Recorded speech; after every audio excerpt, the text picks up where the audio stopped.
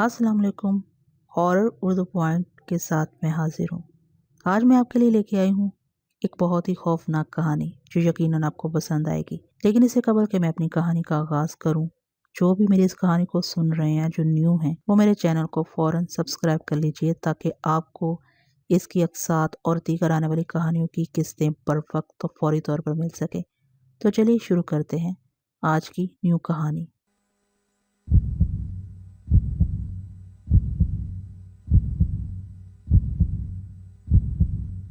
बाज़ कहानियाँ अपने आप को लिखवाती हैं, खुद अपने लिए रास्ते मुंतखब करती हैं और हम इन रास्तों पर आगे बढ़ते चले जाते हैं। कहानी अपनी जगह मुकम्मल होती है। हमारी आंखें होती हैं, दिमाग होता है, हाथ होता है, कलम होता है, लेकिन कहानी कहीं और से ही आती है। बहरहाल, इस वक्त किसी ऐसी कहानी का तस्करा नहीं कर रहा, लेकिन बात सच्चाइयाँ बड़ी अनोखी होती हैं और इस तरह सामने आती हैं कि इंसान कभी इसका तायुन भी ना कर सके।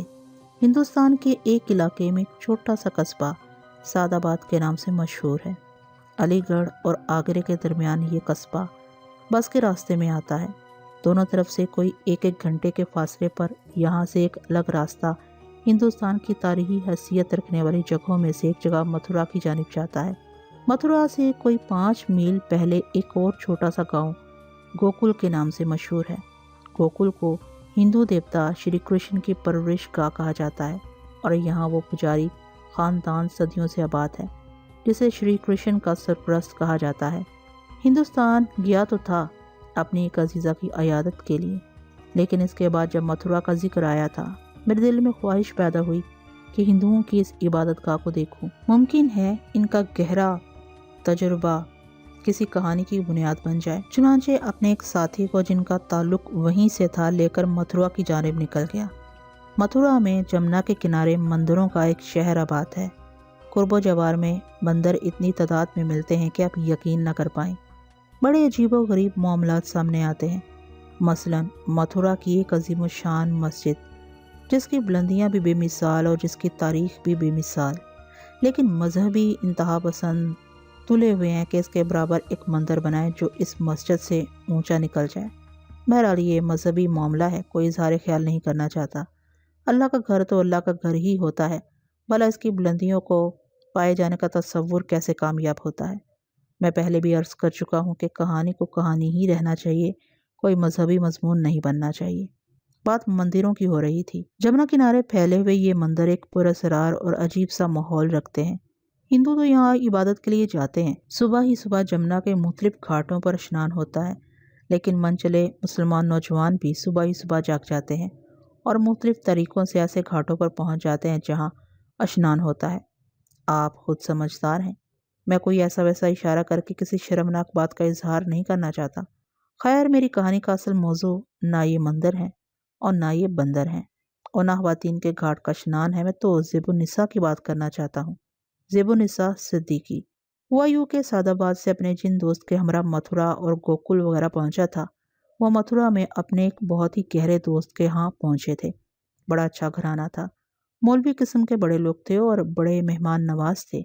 मेरे दोस्त सईद साहब इनसे बड़ी अकीदत रखते थे। सईद के हम उम्र एक लड़का वहाँ मौजूद था जिसका नाम अहमद शाह था। अहमद शाह काफ़ी अच्छी तबीयत का मालिक था, मुलाजमत करता था। बहरहाल मुख्तलिफ बातें होती रहीं। मथुरा के मंदिरों का तस्करा भी आया। यह मालूम करके कि मैं एक अदीब हूँ, कहानियाँ लिखता हूँ, अहमद शाह मेरे साथ बहुत मोहब्बत से पेश आया। दौरान गुफ्तगू उसने बीबी ज़ेबुन्निसा का तस्करा किया और कुछ इस अंदाज से किया कि मुझे इसकी तरफ मतवज्जा होने पर मजबूर होना पड़ा। सईद भाई, वो जो एक साहब को लेकर आए थे आप, जिन्हें मिर्गी के दौरे पड़ते थे, शायद शकूर था उनका नाम, उनकी अब क्या हालत है? यार, अल्लाह के फजल से बिल्कुल ठीक है। दिल्ली चले गए हैं, वहीं कोई काम धंधा शुरू कर रखा है उन्होंने। वैसे बीबी ज़ेबुन्निसा, सच्ची बात है कि एक नेमत है। अरे तुम ज़रा वहाँ जाकर देखो, अब तो वहाँ बाकायदा डेरे डाले जाने लगे हैं और मुसलमानों से ज़्यादा हिंदू इनके अक़ीदतमंद हैं। लेकिन बेचारी परेशान हो गई हैं, लोग बहुत तंग करते हैं उन्हें वहाँ जाकर। उनके मुजावर हमीदुल्लाह साहब ये बात बता रहे थे कि बीबी ज़ेबुन्निसा वहाँ से जाने का इरादा रखती हैं क्योंकि वहाँ बहुत ज़्यादा भीड़ होने लगी है। ये क्या किस्सा है बीबी ज़ेबुन्निसा का? मैंने सवाल किया तो सईद साहब कहने लगे, یار ایک دفعہ چل کر تو دیکھ لو، تمہیں کوئی دعا تعویذ تو لینا ہی نہیں ہے، لیکن ایک ایسی شخصیت سے ملو گے تو تمہیں ان سے مل کر خوشی ہوگی۔ ٹھیک ہے، لے کر چلو، ظاہر ہے ہمیں تو ایسے کردار بڑے دلچسپ لگتے ہیں، مگر ان کا قصہ کیا ہے؟ قصہ کوئی نہیں ہے، بس ایک بزرگ خاتون ہے جنہوں نے وہاں تنہائی میں ڈیرا ڈال دیا ہے۔ کچھ لوگوں کو اتفاقیہ طور پر اس طرف سے گزرتے ہوئے ایسی مشکلات پڑی کہ وہاں کسی انسان کو دیکھ کر وہ ان کے پاس پہنچ گئے۔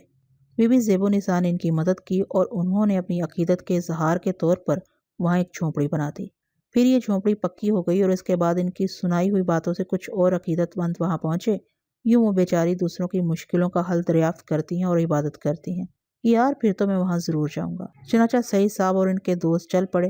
ہم یکے میں بیٹھ کر وہاں چل دیے۔ میں نے قرب و جوار کا منظر دیکھا تھا، اندازہ ہو گیا تھا کہ واقعی کوئی صاحب کرامت شخصیت یہاں موجود ہے۔ چاروں طرف سبزہ کھلا ہوا تھا، بڑی ترتیب سے گلکاری کی گئی تھی اور درمیان میں ایک چھوٹی سی عمارت بنی ہوئی تھی جس کے سامنے ایک احاطہ تھا۔ کوئی ایسی فضول بات وہاں نظر نہیں آئی جس سے یہ احساس ہو کہ یہاں رہائش پذیر شخصیت نے سستی شہرت حاصل کرنے کے لیے ڈرامہ بازی کی ہوئی ہے۔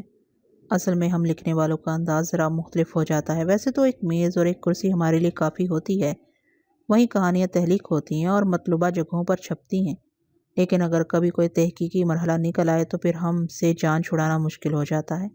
میں نے وہاں کا جائزہ لیا۔ کچھ گھرانے وہاں مقیم تھے، لیکن ان سب سے یہی کہا جاتا تھا کہ بھائیو، اپنے اپنے گھر کی راہ لو۔ نہ یہ کوئی مزار ہے نہ خانقاہ، بس ایک گناہ گار کی جھونپڑی ہے۔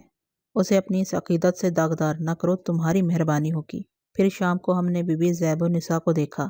شخصیت واقعی بہت اچھی تھی، سفید بال لیکن اتنے بڑے بڑے کہ یقین نہ آئے، سفید ہی چہرہ جو ایک شاداب بزرگی کا مظہر نظر آتا تھا، بلند و بالا قامت، بدن مضبوط اور دلکشی کا حامل، جس سے یہ اظہار ہو کہ یقینی طور پر زمانہ جوانی میں بہت سے دلوں کی دھڑکن بن گئی ہوں گی۔ پتہ نہیں ماضی کیا تھا، اللہ ہی بہتر جانے، لیکن شخصیت ایسی تھی کہ انسان اپنے تجسس سے باز نہ رہ سکے۔ میں دلچسپی کی نگاہ سے انہیں دیکھ رہا تھا اور حاجت مند ان کے پاس بیٹھ گئے۔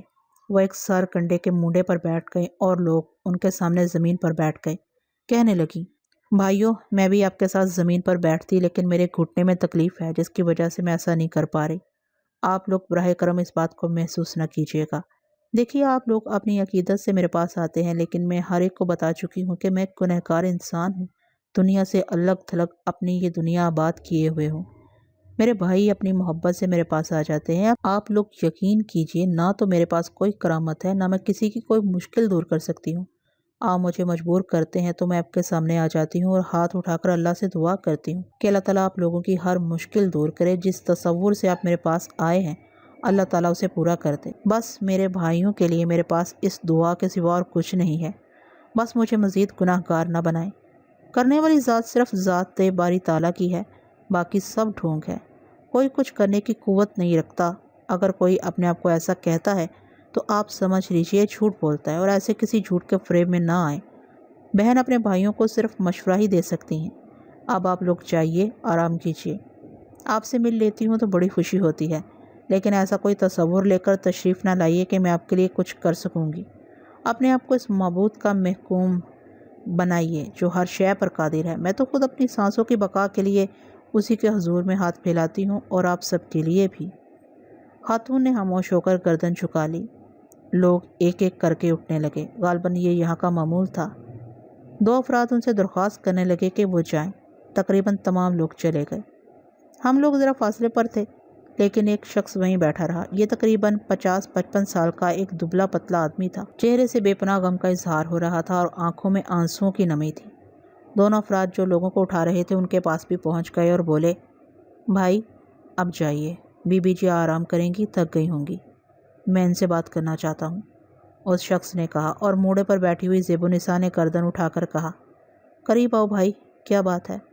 وہ شخص اٹھ کر قریب پہنچا۔ مونڈے کے پاس پہنچ کر اس نے جھک کر پیر چھونے کی کوشش کی تو زیب النساء نے اپنے پیر پیچھے ہٹا لیے۔ اول تو میں بہن ہوں تمہاری، یہ کوشش نہ کرو۔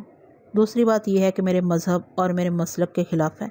خدا کے لیے مجھے گناہ گار نہ بناؤ۔ بیٹھو، بتاؤ کیا بات ہے؟ بہن جی، اپنی بربادی کی داستان آپ کو سنانے کے لیے آیا ہوں، اور تو کچھ کر نہیں سکتا، بس اپنا غم آپ کو بتانے آیا ہوں۔ ہاں بتاؤ کیا بات ہے؟ آج 17 تاریخ ہے، 21 تاریخ کو بیٹی کی بارات آنے والی ہے۔ परसों रात को किसी ने पिछली दीवार में सुराख किया, अंदर घुस आया और बेटी का सारा जहेज ले गया, सारे नकद पैसे ले गया। हमारे पास अब देने के लिए कुछ नहीं है। आप जानती हैं कि लड़के वालों को रकम देनी होगी। सारी कोशिशें बेकार समझ ली मैंने। जो ले गया सो ले गया। पुलिस के पास भी नहीं गया कि मुसीबतों में फंस जाऊंगा। भाग दौड़ भी कर रहा हूँ, लेकिन जानता हूँ इतनी रकम कहीं से जमा नहीं कर सकता। सारी कोशिशें करता रहा हूँ। फिर आपके बारे में पता चला तो मैं आपके पास आ गया हूँ। अगर कुछ हो सकता है तो कर दीजिएगा। आस लेकर आया हूँ। बताइए, आस तोड़ देंगी? हम लोग ज़रा फासले से बैठे हुए ये सब कुछ देख रहे थे। ज़ेबुन्निसा ने गर्दन झुका ली। थोड़ी देर तक इसी तरह बैठी रही, फिर अपना दुपट्टा पीछे सरकाया और घूंघट सा निकाल लिया। दोनों हाथ सीने पर बांध लिए। कोई 2 मिनट इसी तरह गुजारे। इसके बाद दुपट्टा पीछे सरकाया और बोली, भाई क्या नाम है आपका? बद्रीनाथ। रुक सकेंगे आप रात को? हाँ, क्यों नहीं। वो जो दरख्त है उसके नीचे जाकर बैठ जाइए। लेकिन अफसोस, हम आपको खाने के लिए कुछ नहीं दे सकेंगे। कुछ फल वगैरह हैं, उन्हीं से काम चला लीजिए। पानी सरकारी है, वो पी लीजिएगा।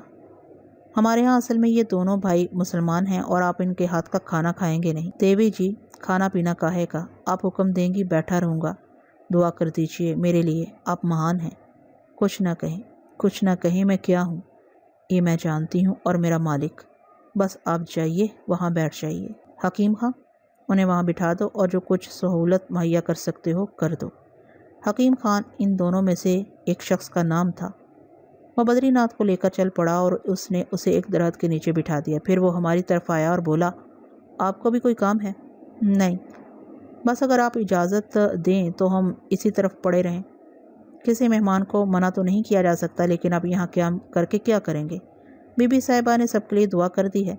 अल्लाह आपकी हाजतें भी पूरी करेगा। बेहतर तो यह है कि आप अपने घरों में जाकर आराम करें। हम आपसे खाने के लिए नहीं मांगेंगे, एक गिलास पानी तक नहीं मांगेंगे। बस आप हमें यहाँ रहने दीजिए। ताहिर मियाँ, क्या बात है? बीबी साहिबा ने पूछा और ताहिर, जो दूसरे शख्स का नाम था, उनके पास पहुँच गया। वो यहाँ रहना चाहते हैं। इन्हें रहने दो, ज़मीन अल्लाह की है। हम क्या ताकत रखते हैं कि इन्हें यहाँ से हटाएं? ठीक है भाई, हमारे लायक कोई खिदमत हो तो बताइए। चलो हकीमुल्लाह, मुझे उठाओ, उन्होंने कहा और दोनों ने बीबी साहिबा को सहारा देकर उठाया और अंदर ले गए। सईद ने कहा, क्यों, क्या चलने का इरादा नहीं है? नहीं, ऐसा करो तुम लोग निकल जाओ। तुम जानते हो मेरा काम क्या है। मैं ज़रा एक आध दिन यहाँ वक्त गुजारूंगा। बोलो, मिलेगी ये इजाज़त मुझे? मर्ज़ी है, मैं क्या कह सकता हूँ, सईद ने कहा। फिर अपने मेज़बान की तरफ रुख करके बोला, भाई ये सर फिरे लोग होते हैं, रहने दो, हम लोग चलते हैं। हाँ, मैं तो कहकर भी नहीं आया। बहरहाल वो दोनों चले गए। मैं गोशा अपनाकर वहाँ बैठ गया। असल में ये देखना चाहता था कि बद्रीनाथ का मसला कैसे हल होता है। वैसे भी मेरे जहन में एक अजीब सी कुरैत पैदा हो गई थी। किरदार बड़ा पुरअसरार है, उसे करीब से देखना हो सकता है मेरे लिए फ़ायदेमंद साबित हो। बहरहाल शाम के बाद रात हो गई। ताहिर मेरे पास आया और बोला, आप हिंदू हैं या मुसलमान? अल्लाह ताला के फजलो करम से मुसलमान हूँ, मैंने जवाब दिया। खाना पहुँचाए देता हूँ, आपको, खा लीजिएगा। अरे नहीं, मैं ये जहमत देने के लिए नहीं रुका हूँ। बीबी साहब का यही हुक्म है। खाना दाल रोटी पर मुश्तमिल था, बिल्कुल सादा, मगर बड़ा ही लजीज महसूस हुआ। मैं एक दरख्त की आड़ में ईंट का तकिया बनाकर लेट गया, जागता रहा। अंदर अंधेरा हो गया था, बस थोड़े फासले पर एक दिया रोशन था और इसकी मध्यम रोशनी थोड़े से इलाके को मुनव्वर किए हुए थी। लेकिन फिर कुछ देर के बाद चाँद निकल आया और मध्यम मध्यम रोशनी फैल गई। चारों तरफ का माहौल बेहद पुरअसरार लग रहा था। दरख्तों पर बंदर मौजूद थे जो नीचे उतरकर भाग दौड़ कर रहे थे और कभी कभी चौंका दिया करते थे। बद्रीनाथ दरख्त के तने से टेक लगाए बैठा हुआ था। रात के कोई 1:30 बजे का वक्त था कि मैंने एक साए को इस तरफ आते हुए देखा। वैसे तो कोई खास बात नहीं थी, मैं नहीं जानता था कि रात के 1:30 बजे यहाँ कौन आ सकता है, लेकिन आने वाला जिस तरह दबे कदमों चला रहा था उसे देखकर मैं ज़रा सा शुबहे का शिकार हो गया। बद्रीनाथ को शायद गनुदगी सी आ गई थी। इसकी गर्दन एक तरफ ढुलकी हुई थी और वो सो गया था। आने वाला आहिस्ता आहिस्ता बद्रीनाथ के करीब पहुंचा। मैंने इसकी पीठ पर एक गठरी सी लदी हुई देखी थी। उसने वो गठरी उतार कर नीचे रखी और इसी तरह दबे कदमों पलटा ही था कि बद्रीनाथ की घबराई हुई आवाज़ उभरी, कौन है भाई, कौन है भाई? अरे भैया कौन हो? अरे भैया बात तो सुनो। लेकिन आने वाले ने इतनी तेज़ी से दौड़ लगाई थी कि पलट कर नहीं देखा था। बद्रीनाथ की आवाज़ अलबत्ता मेरे कानों में आ रही थी, अरे अरे भाई। और फिर बद्रीनाथ ने शायद सामने रखी हुई गठरी देख ली اس کے بعد میں نے اسے گٹھری پر ٹوٹتے دیکھا اور پھر اس کی زوردار آوازیں بلند ہونے لگی۔ ارے دیا، رے دیا، ہے بھگوان، ہے بھگوان، تیرا لاکھ لاکھ شکر ہے، ارے بھیا میرا مال آ گیا، ارے بھیا، ارے بھیا۔ جگار ہو گئی۔ حکیم خان اور طاہر خان لالٹینیں روشن کر کے دوڑے اور بدری ناتھ کے پاس پہنچ گئے۔ کیا ہوا، کیا ہوا؟ وہ گھبرائے ہوئے لہجے میں بولے۔ بھیا دیکھو، میرا مال واپس آ گیا واپس، ابھی کوئی گٹھری یہاں رکھ کر بھاگا ہے۔ میں نے اس کی شکل نہیں دیکھی پر وہ میرا مال واپس کر گیا ہے۔ ارے بھیا، ارے بھیا۔ بدری ناتھ گٹھری پر اوندا لیٹ گیا۔ وہ دونوں خاموش کھڑے اسے دیکھ رہے تھے۔ اندر سے زیب النساء بیگم کی لرزتی ہوئی آواز ابھری۔ کیا ہنگامہ ہے بھائی، کیا ہنگامہ ہے؟ میں نماز پڑھ رہی تھی، سلام پھیرنا مشکل ہو گیا۔ حکیم خان، طاہر خان، کیا ہوا بھائی؟ بی بی صاحب چور بدری ناتھ کا سامان دے گیا۔ اللہ کا شکر ہے۔ بھائی بدری ناتھ دیکھ لو، تمہارا سامان پورا موجود ہے، کوئی چیز کم تو نہیں ہوئی ہے؟ ارے سب کچھ موجود ہے بی بی صاحب، سب کچھ موجود ہے۔ ارے بھگوان، ارے میں کیا کروں، کس زبان سے آپ کا شکریہ ادا کروں؟ دیکھو بھائی، سامان باندھو، احتیاط سے بیٹھے رہو، رات کی تاریکی میں تمہیں جانے کی اجازت نہیں دوں گی۔ دن میں صبح نکل جانا یہاں سے، بلکہ طاہر خان تمہیں تمہارے گھر تک چھوڑ آئیں گے۔ ذرا حفاظت کرنا، اور دیکھو شور مچانے کی ضرورت نہیں ہے۔ یہ وعدہ کرنا ہوگا تمہیں کہ کسی کو اب کچھ بتاؤ گے نہیں۔ جن لوگوں کو یہ پتہ چل گیا کہ تمہارے ہاں چوری ہوئی ہے، انہیں بھی کچھ بتانے کی ضرورت نہیں کہ تمہارا سامان تمہیں واپس مل گیا ہے، بالکل خاموشی سے۔ اگر مجھے کچھ صلہ دینا چاہتے ہو تو بس یہی صلہ دینا کہ کسی کو کچھ بتانا نہیں۔ بولو بدری ناتھ، وعدہ کرتے ہو؟ آپ حکم دیتی ہیں بہن جی تو میں وعدہ کرتا ہوں، کسی کو کچھ نہیں بتاؤں گا۔ ٹھیک ہے بدری، رات گزار لو، اب رہ ہی کتنی رات گئی ہے۔ یہ سامان سر کے نیچے رکھو اور آرام سے لیٹ جاؤ، انشاءاللہ تمہارا کچھ نہیں بگڑے گا۔ ٹھیک ہے بہن جی، ٹھیک ہے۔ بی بی صاحب ٹھیک ہے۔ مہان آتما۔ بدری ناتھ خوشی سے نہ جانے کیا کیا کہہ رہا تھا، لیکن میرے تو فرشتے کوچ کر گئے تھے۔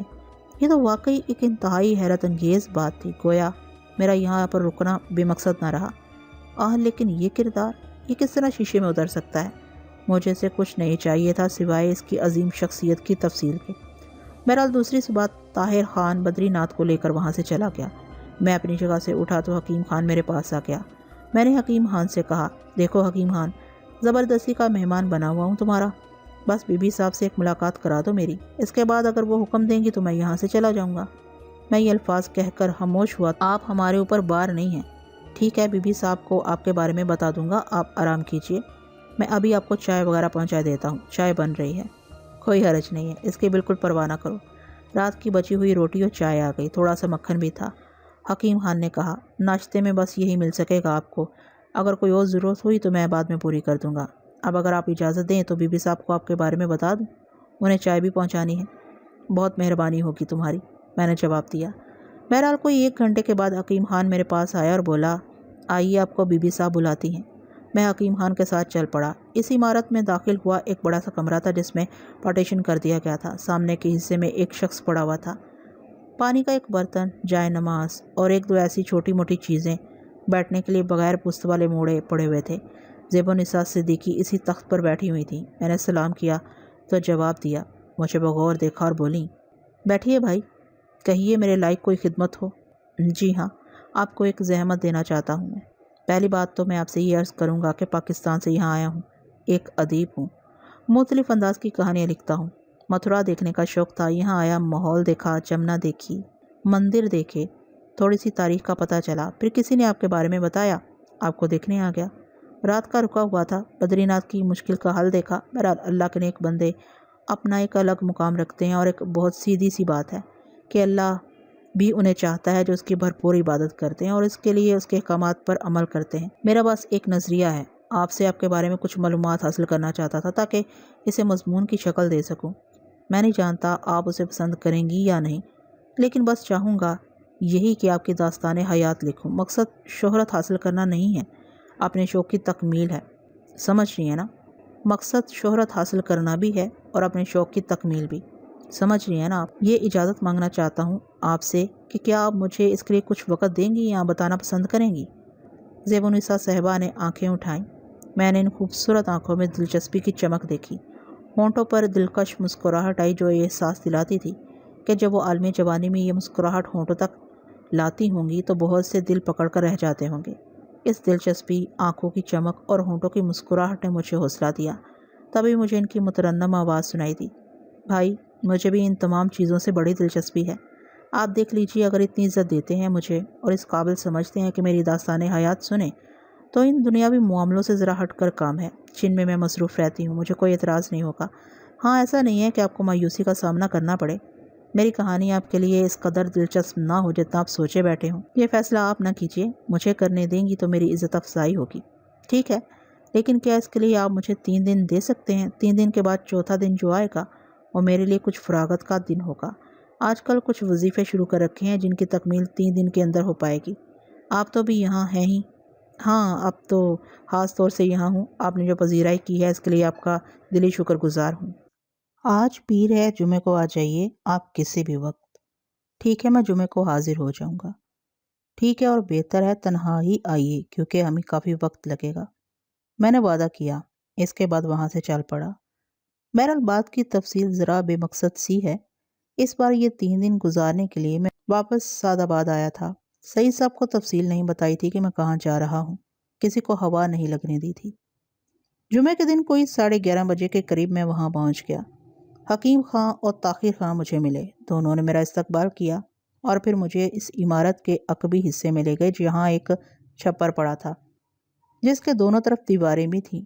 چھپر کے نیچے چارپائی بچھی ہوئی تھی، پانی کا مٹکا، گلاس، بیٹھنے کے لیے 1-2 مونڈے، بستر، کمبل، تکیہ وغیرہ۔ حکیم خان نے بتایا، یہ جگہ خاص طور سے آپ کے لیے ہے۔ واقعی بڑی محبت بھری پذیرائی کی ہے آپ لوگوں نے میری۔ اس بات کو میں بڑی اہمیت دوں گا اپنی تحریروں میں۔ نہیں بھائی، آپ ہمارے پیارے پاکستان سے آئے ہیں۔ آپ نہیں جانتے ہمارے دلوں میں پاکستان کے لیے کیا مقام ہے۔ ہم اپنی دعاؤں میں ہمیشہ اس کی بقا اور سلامتی یاد رکھتے ہیں۔ بڑی عقیدت اور بڑی محبت ہے ہمیں مملکت پاکستان سے۔ آپ ہمارے معزز مہمان ہیں۔ بی بی صاحبہ نے آپ کے لیے کھانے پینے کے بھی تمام انتظامات ہمیں سونپ دیے ہیں۔ آپ اپنی کوئی ضرورت ہو تو بتا دیجیے۔ اس کے جواب میں بس یہی کہوں گا کہ اللہ آپ لوگوں کو بلند درجہ عطا کرے۔ جمعے کی نماز طاہر اور حکیم خان کے ساتھ پڑھی۔ بی بی صاحب اس دوران بالکل نظر نہیں آئی تھیں۔ شام کو مغرب کی نماز کے بعد وہ ظاہر ہوئیں۔ چند افراد آئے ہوئے تھے، ان سے ملاقات کی، ان کے لیے دعائیں کیں اور پھر مجھ سے بولی، وہ جگہ ہماری گفتگو کے لیے بہت اچھی رہے گی جو میں نے آپ کے لیے تیار کرائی ہے۔ کھلی فضا بڑی اچھی ہوتی ہے اور ماضی کی تمام تر یادیں فضا میں منتشر ہوتی ہیں، سمیٹ کر یادوں کی زنجیر بنائی جا سکتی ہے۔ کیا خیال ہے رات کے کھانے کے بعد نشست رہے؟ جیسا آپ مناسب سمجھیں۔ بس تو پھر ٹھیک ہے، حکیم خان بتا دیں گے مجھے کہ آپ کھانا کھا چکے ہیں۔ رات کے کھانے میں بہت عمدہ قورمہ پکوایا گیا تھا۔ حکیم خان نے خود ہی پکایا تھا۔ دونوں نے میرے ساتھ بیٹھ کر کھانا کھایا۔ پھر حکیم خان بولے، میں جا کر بی بی صاحب کو بھیج دیتا ہوں، انہوں نے مجھ سے کہہ دیا تھا تھوڑی دیر کے بعد چائے پہنچا دوں گا۔ بڑی محبت بھری عنایت تھی ان نیک دل خاتون کی جو انہوں نے اس طرح میری عزت افزائی کی تھی۔ ویسے بھی اس میں کوئی شک نہیں کہ ہندوستانی مسلمان پاکستان سے جانے والے کسی بھی شخص کی بے پناہ پذیرائی کرتے ہیں اور بڑی محبت کا اظہار کرتے ہیں۔ بہرحال پھر بی بی صاحب آ گئی، میرے سامنے بیٹھ گئیں اور بولی، جی جناب، آپ نے ایک کام کا بیڑا تو اٹھا لیا ہے، لیکن سوچ لیجئے پسینے آ جائیں گے آپ کو۔ میری کہانی مختصر نہیں ہے، ایک اور شرط ہے۔ بتائیے آپ کو میری وہ شرط منظور ہوگی؟ میرا مطلب ہے آپ کوئی شرط قبول کرنا پسند کریں گے؟ میں نے ہنس کر کہا، بی بی صاحب، آپ جس قدر نیک دل، مہربان اور ہمدرد ہیں، یقین کیجئے میں اس بات سے بے پناہ متاثر ہوا ہوں۔ جہاں تک کہانی کے طوالت کا معاملہ ہے تو یہ تو میرے فائدے کی بات ہے، بلکہ میں تو یہ کہتا ہوں کہ خوش قسمتی ہے میری۔ آپ شاید اسے نہ سمجھ سکیں، لیکن بہرحال مطلب یہ ہے کہ میری طرف سے آپ کو کوئی شکایت نہیں ہوگی۔ ہاں، آپ خود کوئی کوتاہی محسوس کریں تو براہ کرم مجھے بتا دیجیے گا، کیونکہ یہ کوتاہی جان بوجھ کر نہیں ہوگی۔ کوتاہی سے آپ کی کیا مراد ہے؟ مثلاً کوئی ایسا سوال کر ڈالوں جو آپ کے لیے ناپسندیدہ ہو تو آپ بڑے اطمینان سے میرے سوال کو مسترد کر سکتی ہیں۔ ٹھیک ہے، منظور۔ اب مسئلہ اس شرط کا آ جاتا ہے۔ جی فرمائیے۔ صرف ایک شرط ہے میری، وہ یہ کہ جو کچھ میں بتاؤں اسے آپ سچ سمجھیے، اسے کہانی جھوٹ یا احترا پردازی نہ سمجھیے۔ بے شک انسان کے اندر ایک کمزوری ہوتی ہے، اپنی ذات کو ذرا منفرد بنا کر پیش کرنے کی کمزوری۔ میرے اندر بھی یہ کمزوری ہے اور اس کی وجہ یہ ہے کہ ہوں 100% انسان، نہ کوئی مافوق الفطرت ہستی ہوں، نہ کوئی ایسی عام اور خاص بات ہے میرے اندر جو عام انسانی سمجھ سے باہر ہو۔ یہی وجہ ہے کہ اپنی داستان آپ کو سنانے بیٹھ گئی ہوں۔ ہاں، یہ داستان اگر آپ کہیں شائع کریں تو مجھے ضرور بھجوائیے۔ اس کی وجہ یہ ہے کہ میری کہانی تو غیر مربوط ہوگی، لیکن آپ اپنے فن سے اس کا رنگ بدل دیں گے۔ خدا کے لیے اس کہانی کے مفہوم کو نہ بدلیے گا۔ اس میں جو عجیب باتیں ہوں انہیں بھی ذرا نمایاں کر کے لکھیے گا۔ اصل میں بات یہ ہے کہ معبود حقیقی نے اپنی مخلوق کو بڑے انوکھے رنگ دیے ہیں۔ بس یوں سمجھ لیجیے، ایک معمولی سی مثال دے رہی ہوں۔ جس طرح اس کائنات میں بے شمار پھول کھلے ہیں، ان پھولوں میں بھی بڑی بڑی عجیب باتیں ہیں۔ ان کے مختلف حواس ہیں، ان کی مختلف شکلیں ہیں۔ اب آپ نے یہ تو سنا ہوگا کہ صحرائے اعظم افریقہ میں آدم خور درخت پائے جاتے ہیں۔ سمندر کی گہرائیوں میں جانوروں کا خون چوسنے والی آبی بیلیں اور پودے بکھرے ہوئے ہیں۔ کائنات میں بے شمار پھول عجیب عجیب خواص رکھتے ہیں، کچھ میں زندگی اور کچھ میں موت ہے۔ آپ یہ سمجھ لیجئے کہ یہ پھل پھول بھی اللہ کی تخلیق ہیں۔ اس کے علاوہ ایسے بے شمار جانور، غرض کے ہر چیز۔ چنانچہ اس نے جس جاندار کو اشرف بنایا، اس میں بھی اس نے مختلف حیثیتیں پیدا کی۔ شیطانی عمل بھی اپنی جگہ بنیادی حیثیت رکھتا ہے۔ برائیوں کی قربت اور ان مشرکین کو شیطان کے ساتھ منسلک کیا گیا جو اللہ کی وحدانیت کو نہیں مانتے اور اس کے علاوہ بھی کسی اور سے قربت رکھتے ہیں۔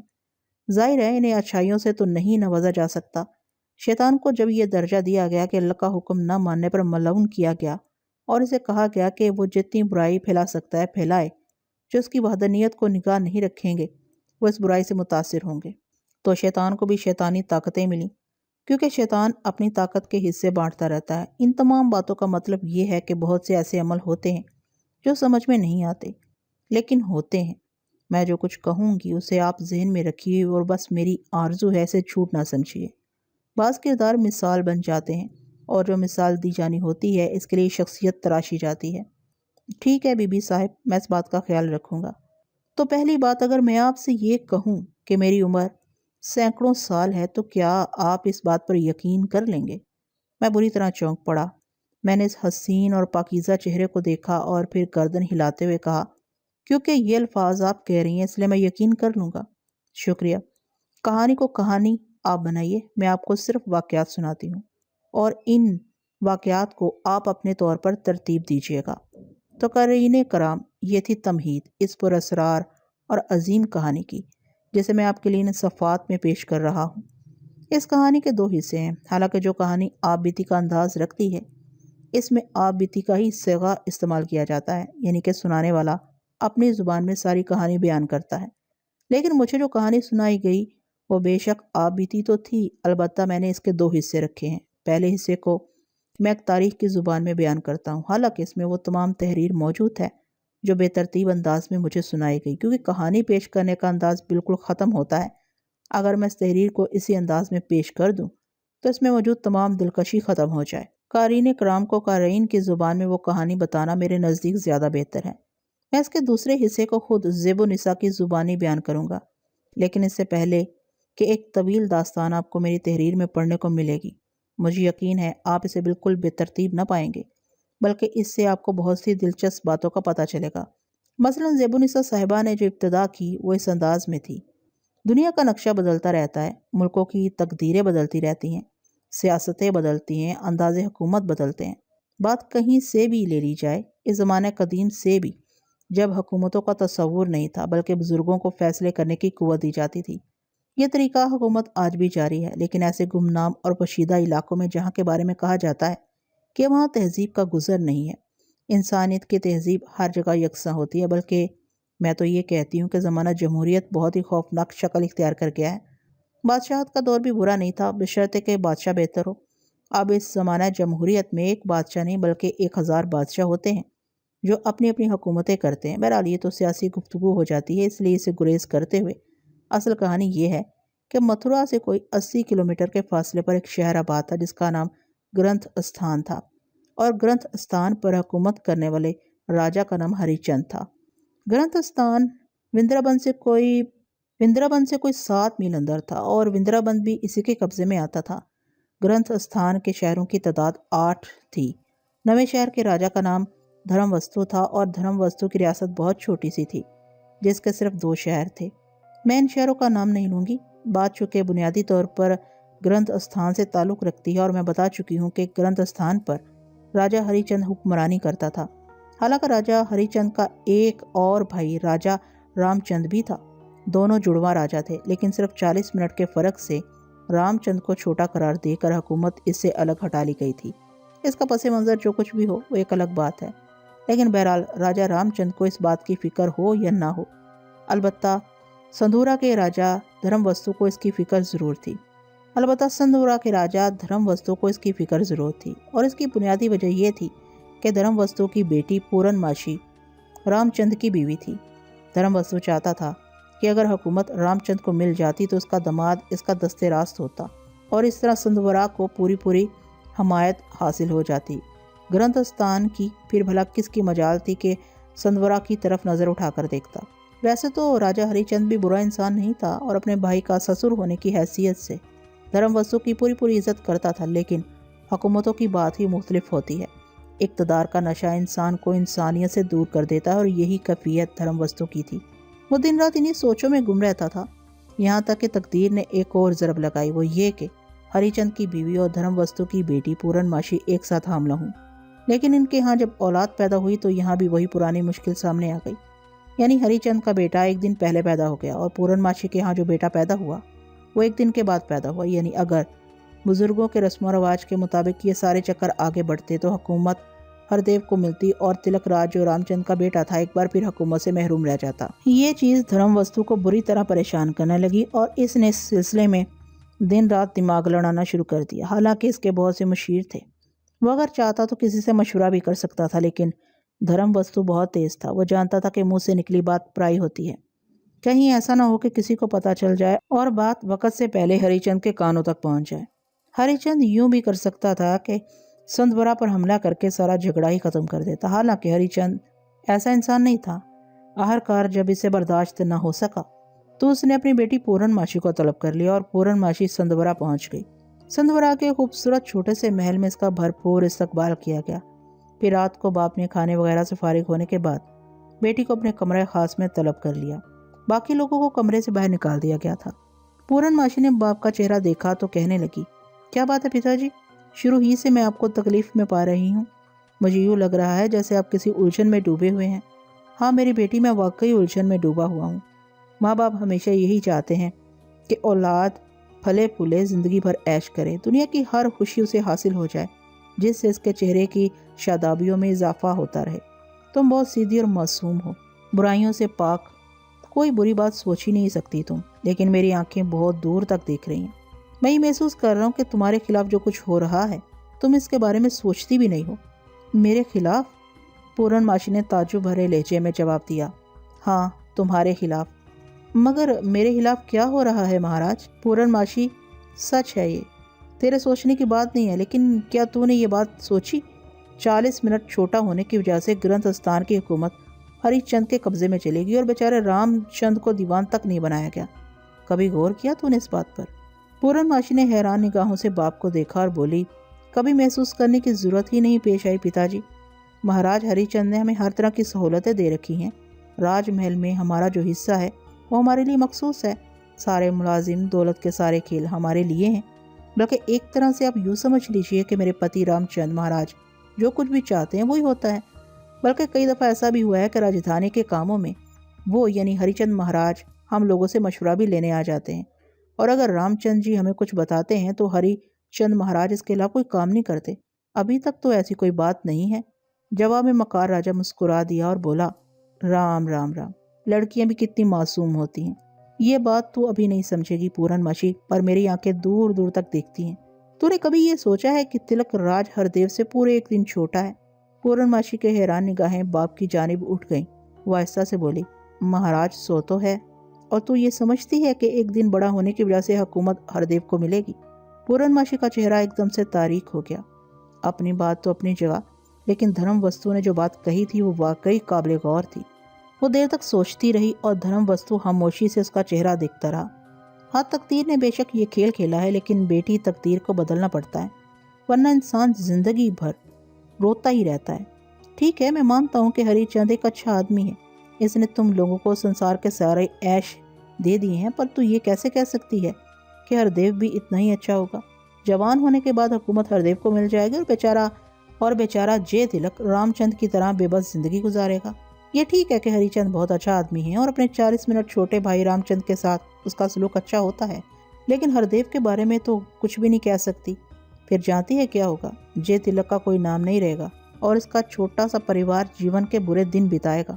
نہیں پتا جی مہاراج، ایسے نہ کہو۔ یہ میں نہیں کہتا میری بیٹی، وقت کہہ رہا ہے۔ سمجھدار وہی ہوتے ہیں جو آنے والے برے سمے سے پہلے اپنے آپ کو سنبھال لیتے ہیں۔ تو میں کیا کروں آخر؟ پورن ماشی نے بے بسی سے پوچھا۔ وہی جو سنسار میں ہوتا چلا آیا ہے، راجنیتی اسی کا تو نام ہے۔ راجنیتی میں وہ سب کچھ کرنا پڑتا ہے جو کوئی سوچ سکتا ہے۔ مجھے کچھ اور بتائیے مہاراج، آپ میرے پتا ہیں، آپ نے میرے من میں آگ لگا دی ہے۔ یہ آگ تیرے من میں لگانا ضروری تھا پورن ماشی، اور کوئی ترکیب میری سمجھ میں نہیں آئی تھی۔ مجھ سے زیادہ تیرا ہمدرد اور کون ہو سکتا ہے؟ تجھے ہری چند کو ختم کرنا ہوگا۔ ہردیو ابھی کچھ نہیں ہے۔ ہری چند اگر ختم ہو جائے تو حکومت خود بخود رام چند کو مل جائے گی۔ پھر بعد میں ہردیو کو راستے سے ہٹانا مشکل کام نہیں ہوگا، سوچ لے۔ مگر ہری چند مہاراج تو… ہاں، ہری چند مہاراج تو بہت اچھے ہیں، تیری مرضی ہے، میرا کیا جاتا ہے۔ لیکن تو سوچ لے۔ پورن ماشی باپ کے پاس سے چلی آئی، لیکن اس کا ذہن مسلسل سوچوں میں ڈوبا رہتا تھا۔ اس کی سمجھ میں نہیں آتا تھا کہ کیا کرے۔ جو وہ اس بارے میں سوچتی تھی، اسے اس بات کا یقین ہوتا چلا جاتا تھا کہ آنے والے وقت میں جے تلک کی کوئی حیثیت نہیں ہوگی۔ وہ ایک معمولی سا انسان ہوگا۔ اپنے بیٹے کو اس کا حق دلوانے کے لیے اسے یہ کام کرنا ہی ہوگا، لیکن اس طرح کہ کسی کو کانوں کان خبر نہ ہونے پائے۔ وہ جانتی تھی کہ رام چند بھی اپنے بڑے بھائی ہری چند کو بہت زیادہ چاہتا ہے۔ اگر رام چند کو یہ بات معلوم ہو گئی کہ پورن ماشی اور اس کا باپ مل کر اس کے بھائی کی زندگی لینے کی فکر میں ہے، تو رام چند پورن ماشی کا دوست نہیں رہ سکے گا۔ یہ کام اسے اپنے طور پر ہی کرنا ہے۔ وہ دن رات سوچوں میں ڈوبی رہنے لگی۔ اب وہ اکثر تنہائیوں میں اپنے محل کے عقبی حصے میں چلی جاتی۔ وہاں فوارے کے پاس بیٹھ کر وہ ان رنگین مچھلیوں کو دیکھتی رہتی جو اپنی چھوٹی چھوٹی مصروفیات میں مصروف رہتی۔ اس کا ذہن مستقل سوچوں میں ڈوبا رہتا۔ وہ بھی ایسا ہی ایک وقت تھا جب وہ بیٹھی ہوئی سوچ میں ڈوبی ہوئی تھی، سر جھکا ہوا تھا۔ اچانک تھوڑے ہی فاصلے پر اسے ایک سرسراہٹ سنائی دی۔ اس نے چونک کر دیکھا تو اسے تھوڑے ہی فاصلے پر درخت کے پیچھے دو آنکھیں نظر آئیں، دو گہری سیاہ آنکھیں جو اس قدر حسین تھیں کہ ایک نگاہ ان میں دیکھنے کے بعد ان سے نگاہ نہ ہٹے۔ پورن ماشی چونک پڑی۔ وہ اپنی جگہ جلدی سے کھڑی ہو گئی تو اچانک ہی اس نے سیاہ لباس میں لپٹے ہوئے ایک انسانی وجود کو تیزی سے آگے بڑھتے ہوئے دیکھا۔ یہ محل کے احاطے کا عقبی دروازہ تھا جو عام طور پر بند رہتا تھا۔ اس طرف پہرے دار بھی موجود نہیں ہوا کرتے تھے، لیکن رات کو یہاں گشت ضرور ہوا کرتا تھا۔ پیچھے کا راستہ میدان نما اور سنسان تھا۔ سیاہ لباس میں ملبوس جو کوئی بھی شخصیت تھی، وہ تیزی سے اسی دروازے کی جانب بڑھ رہی تھی۔ پورن ماشی برق رفتاری سے اس کے پیچھے چل پڑی اور اس دروازے سے باہر نکل آئی۔ سیاہ لباس میں لپٹا ہوا وجود تیزی سے آگے جا رہا تھا۔ پورن ماشی کے دل میں بڑی عجیب سی کیفیت تھی۔ وہ خاموشی سے لڑکی کا تعاقب کر رہی تھی، حالانکہ محل میں اسے موجود نہ پا کر بہت سے ہنگامے جاگ سکتے تھے۔ سوچا جا سکتا تھا کہ وہ کہاں چلی گئی، لیکن اس وقت نہ جانے کون سی قوت تھی جو پورن ماشی کو آگے بڑھنے پر مجبور کر رہی تھی۔ یہ سیاہ پوش کون ہے اور یہاں کیا کر رہی تھی؟ ضرور اس میں کوئی گہرا بھید ہے۔ کہیں ایسا تو نہیں ہے کہ اس کے دل کی بات کسی اور کو معلوم ہو گئی ہو اور اس کی نگرانی کی جا رہی ہو، لیکن ایسا کیسے ہو سکتا ہے؟ یہ بات صرف اس کے پتا کو معلوم تھی اور اسے معلوم تھی۔ بھلا اور کون اس بارے میں جان سکتا تھا؟ ابھی تو اس نے اس راز کو اپنے دل میں چھپائے رکھنا تھا۔ ہو سکتا ہے یہ مسئلہ نہ ہو، کوئی اور ہی مسئلہ ہو۔ شام کے پراسرار سائے فضا کو اپنی آغوش میں لپیٹ چکے تھے۔ ماحول میں شدید دھند تھی، لیکن پورن ماشی اپنی دھن میں سیاہ وجود کے پیچھے جا رہی تھی۔ جب وہ سایہ جنگل کی طرف رخ کر کے آگے بڑھنے لگا تو رانی کو اور حیرت ہوئی۔ اس نے فیصلہ کر لیا کہ چاہے کتنا ہی نقصان اٹھانا پڑ جائے، اس راز کو معلوم کر کے ہی دم لے گی۔ وہ شخصیت کس کی ہے؟ رات گہری ہوتی جا رہی تھی اور خاص طور سے گھنے درختوں کے نیچے گہرا اندھیرا چھایا ہوا تھا۔ آسمان پر ہلکی ہلکی روشنی تھی جس سے وہ سیاہ پوش نظر آ جاتا تھا، لیکن جب یہ سفر طویل سے طویل تر ہوتا چلا گیا تو پورن ماشی کے حواس خراب ہونے لگے۔ وہ کتنی ہی بار سوچ چکی تھی کہ واپس لوٹ جائے، لیکن جتنی دور نکل آئی تھی اس کے بعد اس راز کو اسی طرح چھوڑ کر واپس بھی نہیں لوٹا جا سکتا تھا۔ پتہ تو چلے کہ آخر یہ سیاہ پوش اس کی نگرانی کیوں کر رہا تھا۔ بہرحال جب وہ پارما کے جنگلوں میں داخل ہوئی تو پورن ماشی کے رونگٹے کھڑے ہو گئے۔ پارما کے ان جنگلوں کے بارے میں وہ اچھی طرح جانتی تھی۔ وہ آگے چل کر کتنے خطرناک ہیں۔ کپڑے جھاڑیوں سے الجھ رہے تھے، جہاں سانپ، بچھو اور دوسرے کیڑے مکوڑے بکثرت موجود تھے۔ اس کے بارے میں وہ اچھی طرح سن چکی تھی۔ کئی بار وہ چلتے چلتے رکی۔ یوں لگ رہا تھا جیسے کوئی مضبوط ڈوری اس کے اور آگے جانے والے وجود کے درمیان بندھی ہو جو اسے آگے کھینچ رہی ہو۔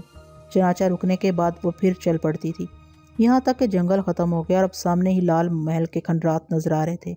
لال محل ایک آسیبی محل تھا، صدیوں پہلے تعمیر ہوا تھا اور راجہ رام سنگھ کی کئی نسلوں نے اس میں سکونت اختیار کی تھی۔ کسی زمانے میں یہ اس علاقے کی خوبصورت ترین عمارتوں میں شمار ہوتا تھا، لیکن پھر رفتہ رفتہ زمانے کی بے حسی نے اسے بھی بوسیدہ کر دیا اور یہ بوڑھا ہو گیا۔ اس کے بڑھاپے کے آثار درست نہ کیے جا سکے اور اس کے بعد اسے حالی کر دیا گیا۔ نئے محل تعمیر ہو گئے اور راجہ وہاں منتقل ہو گئے، لیکن لال محل کی حیثیت اسی طرح قائم رہی کہ جب بھی راجہ شکار کے لیے ان جنگلوں میں آتے لال محل ہی میں قیام کرتے۔ البتہ یہ بہت عرصے سے اس حیثیت سے بھی استعمال نہیں ہوا تھا، اس کی حیثیت ایک بوسیدہ محل جیسی رہ گئی تھی۔ ہاں، سال میں ایک بار اس کی تقدیر جاگتی تھی جب وقت کا راجہ لال محل میں پورے چاند کی ایک رات کو یہاں آتا تھا اور اس میں بنے ہوئے ایک عظیم و شان مندر کے بوسیدہ بتوں کی پوجا کر کے پرانے بزرگوں کی یادیں تازہ کی جاتی تھی۔ لیکن بس سال میں ایک ہی رات ایسی ہوتی تھی، باقی دنوں میں یہ لال محل ویران پڑا رہتا تھا۔ بہت عرصہ گزرا تھا کہ ہری چند نے بھی یہ رسم ترک کر دی تھی اور کئی سال پہلے وہ یہاں سے سارے کے سارے قدیم بت اٹھوا کر لے گیا تھا جن کے لیے اس نے نئے محل میں ایک مندر بنوایا تھا۔ یوں پورن ماشی کی اس رات کی روایت بھی ختم ہو گئی تھی۔ اس کی بنیادی وجہ یہ تھی کہ راجاؤں کے لیے ان جنگلوں کو پیدل عبور کرنا بڑا مشکل کام تھا۔ اکثر یہاں آنے والوں کو سانپ اور بچھو ڈس لیا کرتے تھے۔ بہت سے لوگ مر چکے تھے، لیکن بہرحال شروع میں کسی نے اس رسم کو توڑنے کی مخالفت نہیں کی تھی اور اب یہ محل بالکل ہی ویران پڑا رہتا تھا۔ اس کی آسیبی داستانیں دور دور تک مشہور تھیں۔ نہ جانے کتنے عرصے پہلے پورن ماشی بھی اس محل میں ایک بار آئی تھی اور اب اتنے طویل عرصے کے بعد جب اس نے خود کو اس محل کے ٹوٹے ہوئے دروازے کے پاس دیکھا تو اسے بہت خوف محسوس ہوا، لیکن پھر تجسس نے اس پر غلبہ پا لیا۔ وہ سیاہ وجود اس کے لیے ایک عجیب سی کشش کا باعث بن چکا تھا۔ اس کے دل میں اس کے بارے میں جاننے کی خواہش شدید تھی اور اس ویرانی میں اسے تنہائی کا احساس نہیں ہو رہا تھا، حالانکہ وہ کوئی قدیم روح بھی ہو سکتی تھی، کوئی ایسی بلا بھی جو پورن ماشی کے لیے مصیبت کا باعث بن جائے۔ یہاں تو کوئی اس کی مدد کرنے والا بھی نہیں تھا، لیکن اگر ایسی بات تھی بھی تو پورن ماشی کے محل میں یہ پراسرار وجود اس کا جائزہ کیوں لے رہا تھا؟ اس کے پس منظر میں کیا کہانی تھی؟ پورن ماشی کوئی عام عورت تو تھی نہیں، بہت سے بوجھ اس کے کندھوں پر تھے۔ اس کا اپنا وجود بھی ایک الگ اور منفرد حیثیت کا حامل تھا، چنانچہ اتنی آسانی سے وہ خوف کا شکار نہیں ہو سکتی تھی۔ کوئی مشکل آ بھی گئی تو دیکھا جائے گا۔ سیاہ وجود کا راز معلوم کرنا اس کے لیے ہر طرح کے احساس پر غالب تھا، چنانچہ وہ آگے بڑھ گئی۔ کالے لباس والا اس کے سامنے تھا۔ وہ ٹوٹی دیواروں کے درمیان چلتا ہوا آخر کار ایک چبوترے کے پاس رکا، پھر اس نے چبوترے کی ٹوٹی ہوئی سیڑھیاں عبور کی اور اوپر پہنچ گیا۔ ٹوٹا محل بھائیں بھائیں کر رہا تھا اور پورن ماشی کا کومل دل دہشت سے سینے میں تیزی سے دھڑک رہا تھا۔ کبھی کبھی یہ احساس اس کے دل کو شدید خوف کا شکار کر دیتا کہ وہ یہاں آ تو گئی ہے، لیکن کیا اب یہاں سے زندہ واپسی ممکن ہو سکے گی؟ کیا ٹوٹے محل کی پراسرار دیواریں اسے نگل نہ لیں گی؟ یہ تو ایسی ہولناک اور ہیبت ناک جگہ تھی جہاں دن میں آنے والوں کے بھی دل پتھرا جائیں، نہ کہ رات کے اس محیب سناٹے میں۔ لیکن بات وہی ہو گئی تھی، اب بغیر کسی حل کے یہاں سے واپس جانا بھی مشکل ہی تھا، اس کے علاوہ کوئی چارہ کار نہیں تھا کہ اب ہمت کر کے وہ اس پراسرار وجود سے مخاطب ہو جائے۔ اس نے محسوس کیا تھا چبوترے پر چڑھنے کے بعد وہ سیاہ پوش رک گیا ہے، اور پھر اس نے دیکھا کہ وہ گھٹنوں کے بال بیٹھ کر ایک ٹوٹی دیوار کے پاس کچھ کر رہا ہے، یہاں تک کہ چبوترے پر تیز روشنی پھیل گئی۔ غالباً اس انوکھے وجود نے کوئی دیا روشن کیا تھا اور اس کے بعد اس نے رخ بدل دیا۔ قرب و جوار میں اچھی خاصی روشنی پھیل گئی تھی۔ پھر اس روشنی میں اس پراسرار وجود نے اپنے بدن سے وہ سیاہ لباس اتار دیا اور پورن ماشی کی آنکھوں میں پورن ماشی اتر آئی۔ اس نے ایک نوجوان لڑکی کو دیکھا جو خود اپنے آپ میں روشنی تھی۔ دیے کی روشنی اس کے حسن کے سامنے ماند پڑ گئی تھی۔ اس کے ہونٹوں پر ایک مدھم سی مسکراہٹ تھی اور یہ مسکراہٹ بہت حسین تھی۔ اس کا چاند جیسا چہرہ بھی خوب چمک رہا تھا، ایسا پراسرار، انوکھا اور سلگتا ہوا سا وجود جسے دیکھ کر انسانی دل دھڑکنا بھول جائے۔ لگتا تھا جیسے چاندنی سمٹ کر انسانی وجود اختیار کر گئی ہو۔ لگتا تھا اس کے انگ انگ میں دیے جل رہے ہوں۔ عورت ہونے کے باوجود پورن ماشی اس کے حسن کے سامنے بے اختیار ہو گئی۔ اس کے قدم خود بخود آگے بڑھے اور وہ اس حسین لڑکی کے سامنے جا رکی۔ لڑکی کے ہونٹوں پر بدستور مدھم مسکراہٹ تھی۔ کالے بالوں نے اس کے چہرے کو ایسے ڈھانپ رکھا تھا جیسے چاند کے چاروں طرف بادل پھیل گئے ہوں۔ پھر جل ترنگ سے بجے، بہت دور آنا پڑا تمہیں میرے ساتھ۔ پورن ماشی جیسے ایک دم سنبھل گئی۔ اس نے اپنے احساس کو جمع کیا، پھر بولی، کون ہو تم؟ میں نے تمہیں اپنے محل میں درختوں کے پیچھے دیکھا تھا، تم وہاں سے میرا جائزہ لے رہی تھی؟ ہاں میں وہاں تھی۔ کون ہو مجھے یہ بتاؤ۔ میرے لیے بہت مشکل ہے، مجھ سے یہ نہ پوچھو تو اچھا ہوگا، حسین لڑکی نے پراسرار مسکراہٹ کے ساتھ کہا، اور پورن ماشی ایک بار پھر اس کی مسکراہٹ میں گم ہو گئی۔ ایسی دلکش مسکراہٹ تھی کہ انسان دیکھے تو دیکھتا ہی رہ جائے۔ اس کے علاوہ پورن ماشی نے جو محسوس کیا وہ یہ تھا کہ اس کی نگاہوں میں ایک پختگی ہے، وہ معصومیت اور الڑ پن نہیں ہے جو اس عمر کی لڑکیوں کے چہروں پر ہوتا ہے۔ یوں لگتا تھا جیسے اس نے اس سنسار کو بہت قریب سے دیکھا ہو۔ اس کا حسن بے پناہ اور اس کی بالی سی عمر، اور پھر دوسرا یہ انداز پورن ماشی کو بڑا عجیب سا لگا تھا۔ اس نے پھر کہا، پھر بھی انسان کے من میں ایسی باتوں کا خیال تو آتا ہی ہے۔ تم مجھے یہ بتاؤ تم کون ہو اور یہاں کیوں آئی ہو، اور میرے محل میں میرا جائزہ کیوں لے رہی تھی؟ میں نے کہا نا، بہت سی باتوں کا جواب صرف وقت دیتا ہے۔ ہاں اگر تم میرے یہاں آنے کے بارے میں پوچھ رہے ہو تو میں تمہیں یہ بتا دوں کہ میں یہیں رہتی ہوں، لال محل میں۔ بے شک تم اسے لال محل کہہ لو، مگر میں اسے روپ کنڈ کہتی ہوں۔ روپ کنڈ؟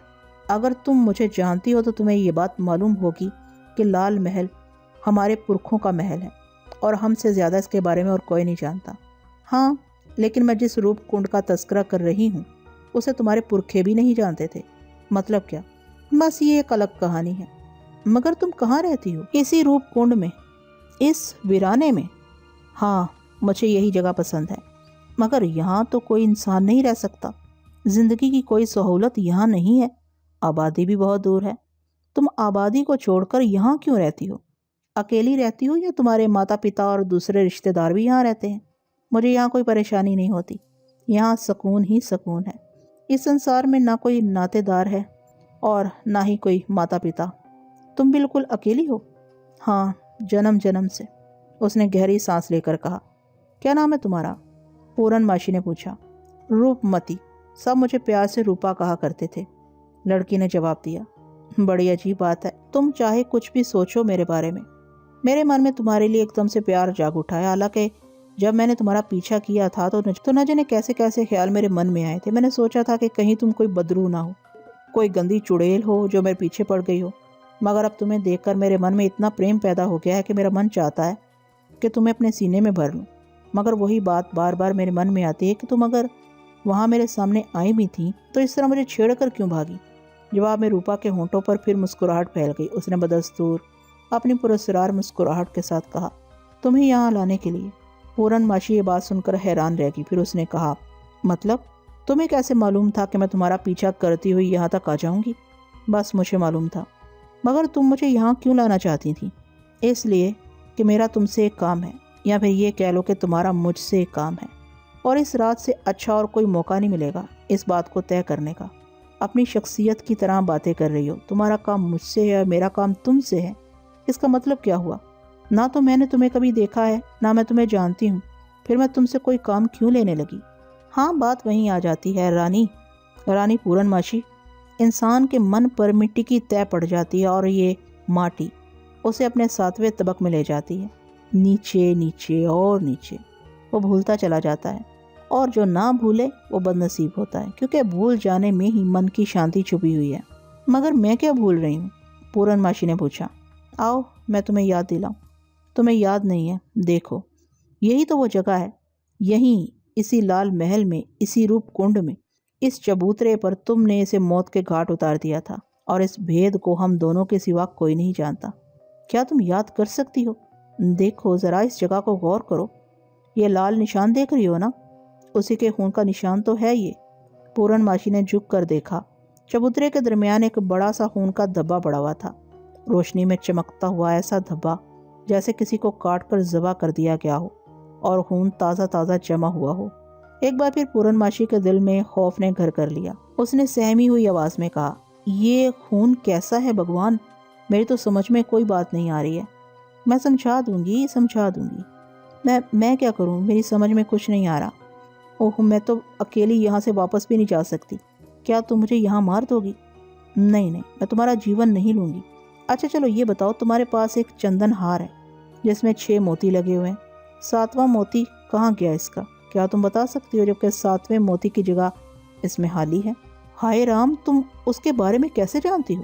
اس کے بارے میں تو کوئی بھی نہیں جانتا۔ مجھے میرے سوال کا جواب دو، چندن ہار کا 7واں موتی کہاں گیا؟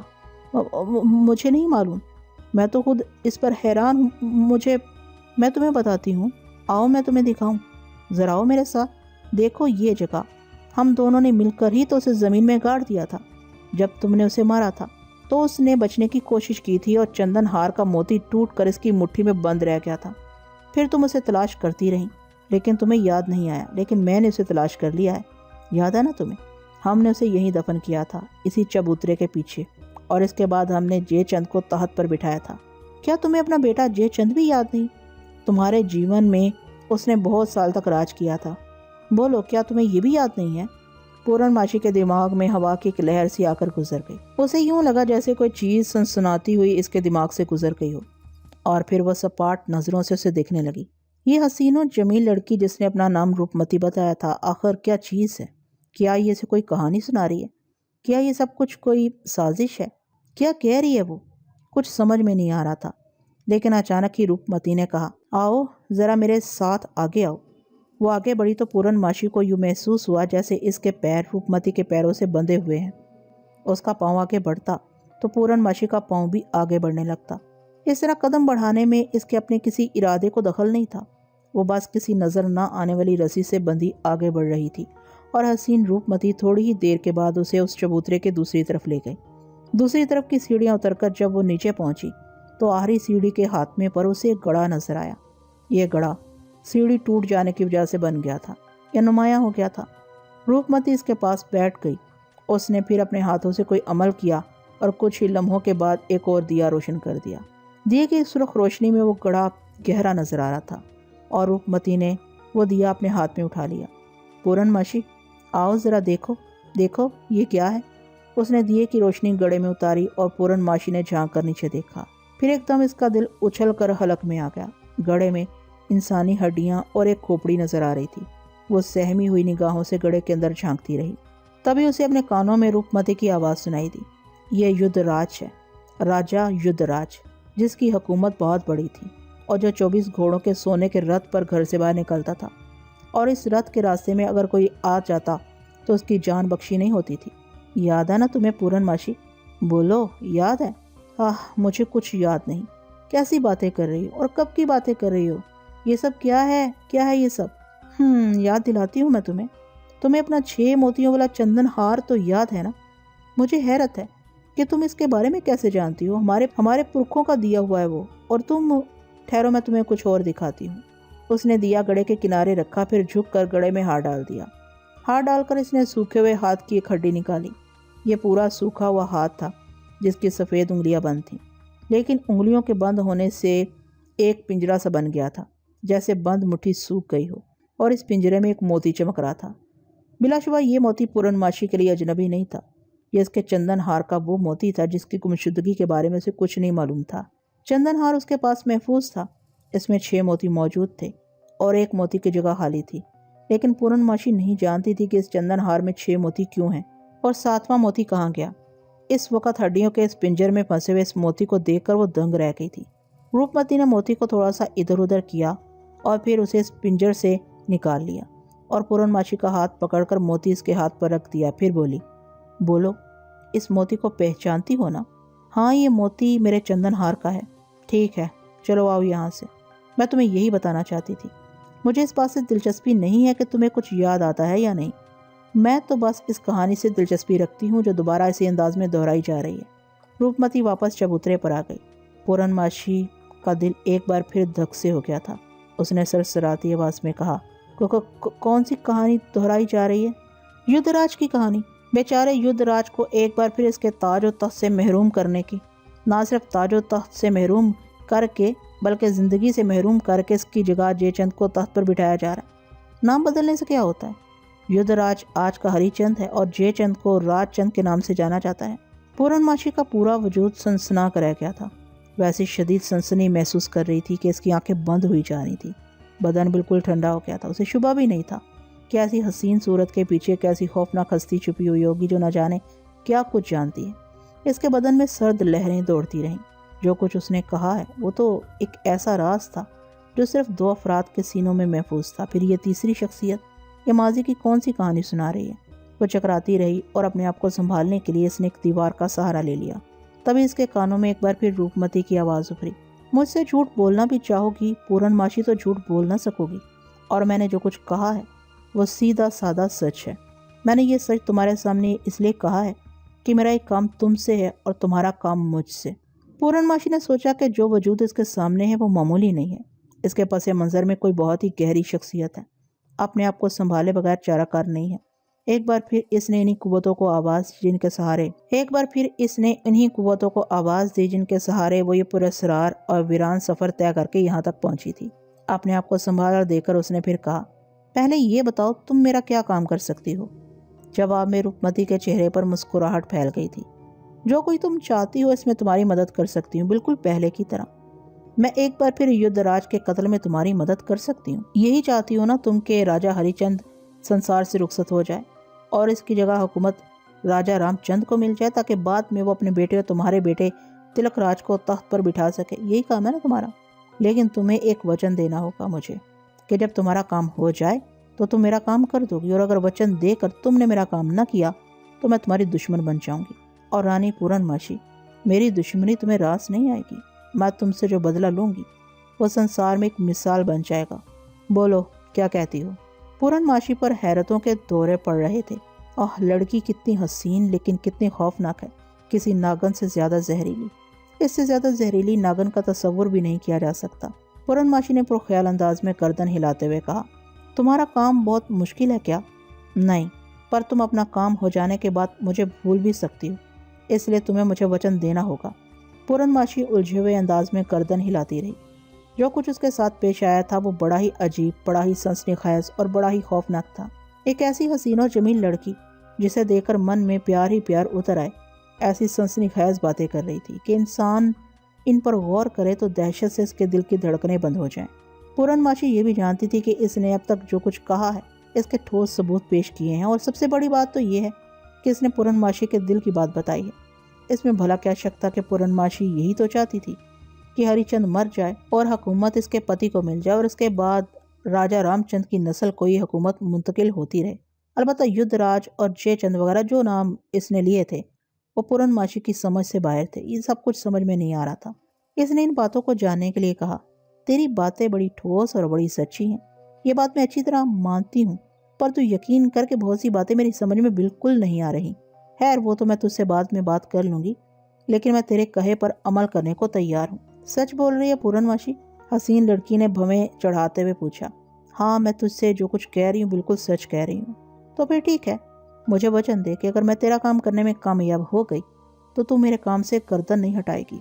हाँ, मैं वचन देती हूँ, पूरनमासी बोली, और रूपमती ने अपना हाथ फैला दिया।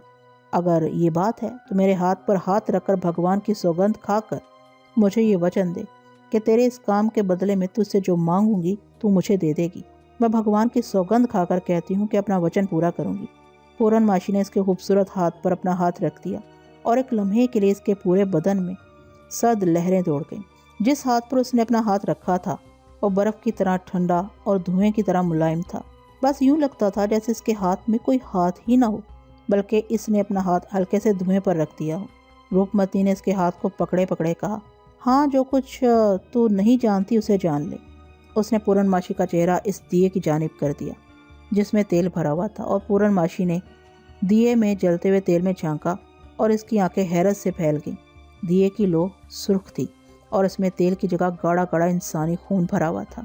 जो बत्ती इस इंसानी खून में पड़ी थी इसका सिरा रोशन था, और वो इंसानी उंगली थी जो इस खून में डूबी हुई थी, और इसी का सिरा आग की तरह रोशन था। गो वो उंगली दिए की बत्ती का काम दे रही थी। ये खौफनाक मंजर देखकर पूरनमासी की आंखें हैरत और खौफ से फैल गईं। सुर्ख रोशनी के साए इसके बदन की लर्जिशों को दीवार पर नक्कस कर रहे थे। उसके हलक से दहशत भरी आवाज निकली, ये क्या रूपमती? रूपमती के होंठों पर हसीन और पुरस्कार मुस्कुराहट फैल गई। ये मेरा मान है, जब तक मैं अपना अहद पूरा नहीं कर लूंगी खून का ये दिया रोशन रहेगा। लेकिन अभी तुम्हें इसके बारे में कुछ नहीं बता सकती। बहुत सी बातें समय की जुबानी संसार के सामने आती हैं, समय खुद ही अपनी कहानी दोहराएगा। मगर ये खून किसका है रूपा? पूरनमासी ने पूछा। अफसोस, इस खून का राज अभी नहीं खुल सकता। तो फिर तुमने मुझे दिए में जलता हुआ खून क्यों दिखाया है? इसलिए कि ये सब कुछ तुम्हें याद रहे, तुम अपना वचन ना भूलने पाओ, और समय पूरा हो जाने के बाद اس کا پالن کرو۔ میں تو تم سے وعدہ کر چکی ہوں، خیر جیسے تمہاری مرضی۔ آپ مجھے یہ بتاؤ کہ میرے کام کے سلسلے میں تم میری کیا سہایتا کر سکتی ہو؟ پورن ماشی نے پوچھا اور روپمتی کے چہرے پر گہری سوچ کے آثار پیدا ہو گئے۔